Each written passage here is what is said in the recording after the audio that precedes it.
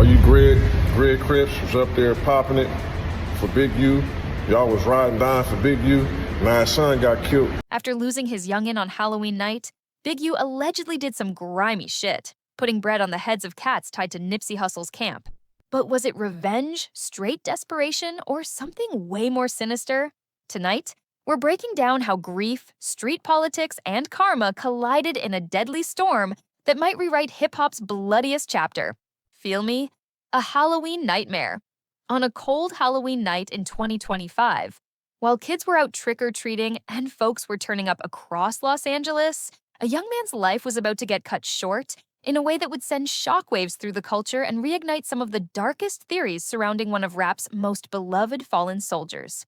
This ain't just another senseless street violence story. This is a tale of alleged karma coming back around, retaliation, and the complex, dangerous web that connects gang politics, hip-hop royalty, and the feds building RICO cases against organized crime. Eugene Big U. Henley, a major Los Angeles music executive, community activist, and alleged shot caller of the Rollin' 60s neighborhood Crips, lost his son Jabari Henley, Ron Underline, on that fateful night of October 31st, 2025. But this wasn't just any tragic loss. The incident went down around 10:15 p.m., outside a smoke shop in the 6500 block of 8th Avenue in South Los Angeles Hyde Park neighborhood. Underline, a location that would become ground zero for intense speculation and finger-pointing all across social media. 25-year-old Jabari, an aspiring rapper who went by the name Baby Weed, was reportedly hit multiple times in what authorities described as a drive-by, alts underlined. The young homie was rushed to the hospital fighting for his life, but tragically didn't make it. As of the writing of this script, no arrests have been made, and LAPD is still investigating the motive with no immediate details on suspects or the whip they were pushing, underlined. But here's where the story gets even darker and more complex. Jabari wasn't just any young brother caught in the crossfire of LA street violence. He was the seed of a man whose name had been whispered in conspiracy theories, federal indictments, and industry circles for years. Jabari was an aspiring rapper and one of Big U's several children. Big U also has another son, Los Angeles Chargers linebacker Dian Henley Bonds, underlined, adding another layer of public profile to this already tragic family situation. The immediate aftermath of the shooting saw social media going absolutely crazy with speculation.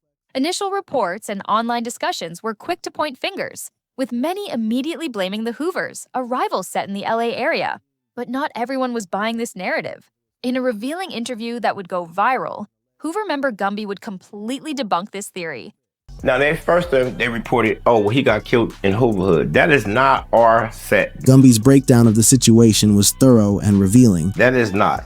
Anybody that's familiar with gang culture and areas know that area is not our area. That area is actually called Pimp Central, right?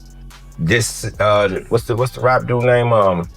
Sad, what's his name? Big Sad. That's where the liquor store that he did the video in front of, that's the same place. All the pimps hang out down there. Hoovers are not allowed there, first and foremost. Breaking down the real geography and circumstances of the shooting. This geographical detail is crucial to understanding what really popped off that night. The area where Jabari got clapped, specifically around Figueroa Street and 69th Street, underline, wasn't Hoover turf at all. That section right there is not ours. 62nd and Figueroa, I believe. It was 69th in Figueroa. According to Gumby's detailed breakdown. But perhaps the most chilling detail that emerged from Gumby's interview was his theory about what actually happened. And it had nothing to do with a random drive-by or rival gang beef. Now, being that this individual, Big Huey, I've heard of him, a few homies, my young nephews and shit, they know who he is, he's somebody to be respected. So if someone would call you to the car in the middle of the night, you would only walk to that car if you knew who that person was. The implication here is bone-chilling. Gumby was suggesting that Jabari knew his killers, that he walked willingly to that whip because he recognized and trusted whoever was inside. I'm pretty sure he's well abreast of gang politics and gang area. So he wasn't going anywhere unarmed.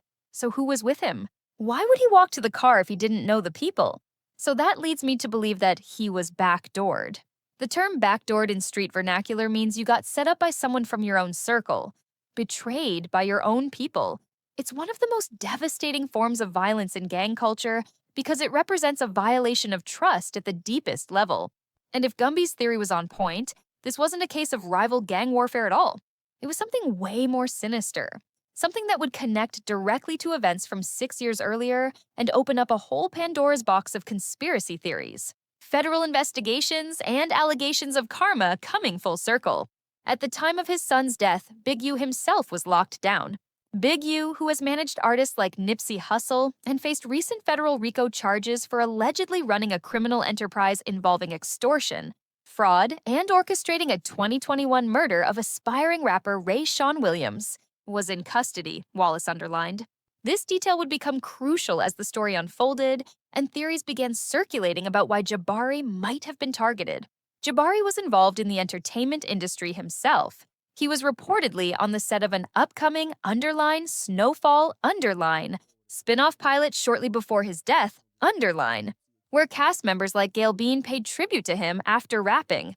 He was also a father himself, leaving behind 2 young seeds who would now grow up without their pops.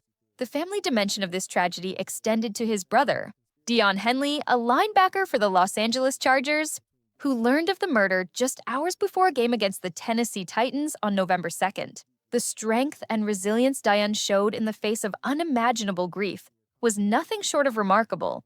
Despite the tragedy, Dion played, recording a sack and honoring his brother by pointing to the sky and shouting. He later explained that focusing on the game helped him cope, stating he wanted to make his brother proud. But as the hip-hop community and social media began processing this tragedy, attention quickly turned to the elephant in the room, the name that had haunted Big U's reputation for years, the conspiracy theory that refused to die, and the question that now seemed to take on an eerie significance. Was this payback for Nipsey Hussle? The Nipsey Hussle shadow, karma, conspiracy, and retribution. To understand why Jabari Henley's death sparked such intense speculation about retribution and karma, we need to rewind to March 31st, 2019, a date that shook the hip-hop world to its core and continues to reverberate through Los Angeles street culture to this very day. Nipsey Hussle, born Ermias Asghedom, was shot and killed outside his Marathon clothing store in South Los Angeles. The entire world mourned. Thousands attended his memorial. He was eulogized as a community hero, a brilliant entrepreneur, and a beacon of hope for South Central LA. The perpetrator, Eric Shitty Cuz Holder, a fellow Rollin' 60s Crips member, was convicted of first-degree murder in 2022 and sentenced to 60 years to life, underline. The official narrative was straightforward enough. The motive was reportedly a personal dispute where Nipsey accused Holder of being a snitch, leading to a confrontation, underline. Case closed, right? Dead wrong, according to a significant portion of the hip-hop community and numerous conspiracy theorists who believed there was much more to the story. At the center of these conspiracy theories, Eugene Big U, Henley. The relationship between Big U and Nipsey Hussle was complex, multifaceted, and ultimately, according to many, deeply troubled. Big U managed Nipsey under his unique music label via a 10-year contract starting in .underline. In Big U's own words from a previous interview, he spoke about how he discovered and put Nipsey on. Big U painted a picture of mentorship and guidance, describing how he also claimed to have influenced Nipsey's evolution from pure gangster rap to more conscious entrepreneurial content. But this mentorship story has a dark underbelly. Tensions arose toward the end in 2018 when Nipsey reportedly refused to re-sign, leading to beef, a physical altercation, and Nipsey allegedly making a diss track about Big U. His brother was on his way to prison. They was losing the property that Nip was at. And so Nip ended up staying in my condo in Hawthorne. And so I had a condo in Hawthorne, then I had another spot on the 103rd. So we had got the studio equipment, put it in Hawthorne. Underlined, this mirrors eerily Big U's later accusation in the 2021 murder of another artist over a similar diss. Underlined, a pattern that federal investigators would later use to build their case against him. The conspiracy theories about Big U's involvement in Nipsey's death have been persistent and widespread. Rapper Loose Cannon alleged on No Jumper that Big U was informed 30 minutes before the shooting, underlined. This explosive claim suggested foreknowledge, if not direct involvement in the hit. Big U denied these rumors and sent a cease and desist to No Jumper, which reportedly drew federal interest in investigating his potential ties. In Big U's own defense, he addressed these rumors directly. He continued, painting himself as a victim of internet gossip and character assassination. Big U made what he seemed to think was a compelling point. But here's where things get incredibly complex and disturbing. Following Jabari's killing on Halloween 2025, online speculations erupted suggesting it was retaliation or payback for Big U's alleged role in Nipsey's murder. I think 2 days after he was killed, Suge called me. And Suge said, get ready. And I'm like, get ready for what? And he was like, because they're going to blame you. And I'm like, man, they got the dude who did it. Like, why the f would they blame me? Underline. These weren't just random internet trolls making baseless accusations. Then you start seeing people building their platforms off of saying this shit. You know what I mean? Then you have people cutting up my words, adding little things, and then it just pitfalls for me. Videos and posts show Nipsey's affiliates mocking Big U and confronting him in prison shortly after the son's death, implying satisfaction or indirect involvement as payback. These underline.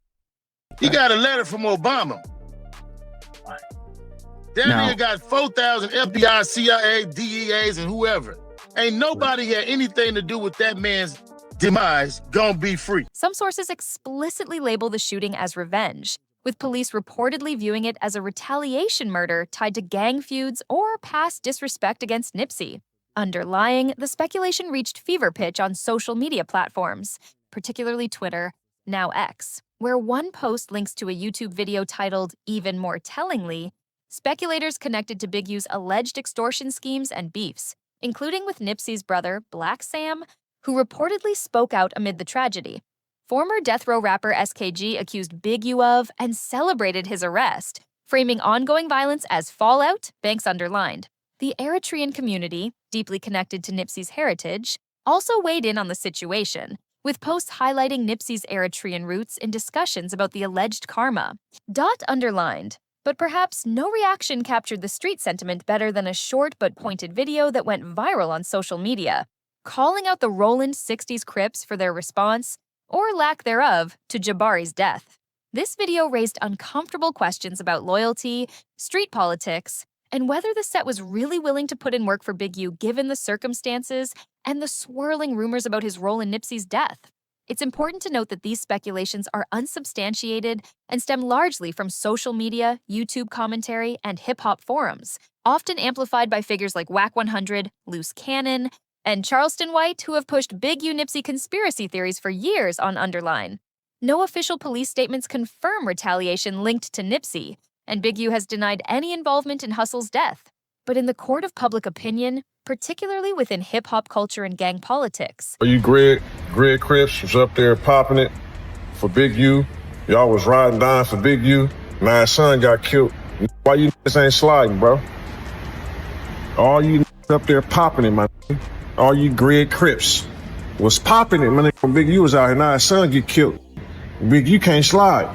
So what y'all gonna do? Perception often matters more than proof. And the perception that Jabari's death represented karmic retribution for Nipsey's murder had taken hold with a force that would be impossible to dispel, regardless of what official investigations might eventually uncover. The federal case, a criminal empire disguised as charity. While the streets buzzed with theories about Nipsey and retribution, federal investigators had been building something way more concrete. A devastating case against Big U that would expose what they allege was a sophisticated criminal enterprise masquerading as community activism. And at the center of this case was a body that bore striking similarities to the Nipsey situation: the murder of aspiring rapper Rayshawn Williams. Also known as RUW. Federal authorities have charged Henley with murder, extortion, human trafficking, and racketeering, among other crimes, as part of a criminal enterprise, all underlined. The scope and detail of these charges paint a picture of a man who allegedly operated a mafia-like criminal organization while presenting himself to the world as a reformed OG and community hero. The murder of Rayshawn Williams is particularly significant because it allegedly reveals Big U's pattern of behavior and his willingness to body anyone who disrespected him artistically. In January 2021, Henley allegedly kidnapped Williams in Las Vegas, drove him to North Las Vegas, shot him, and left his body in a desert ditch.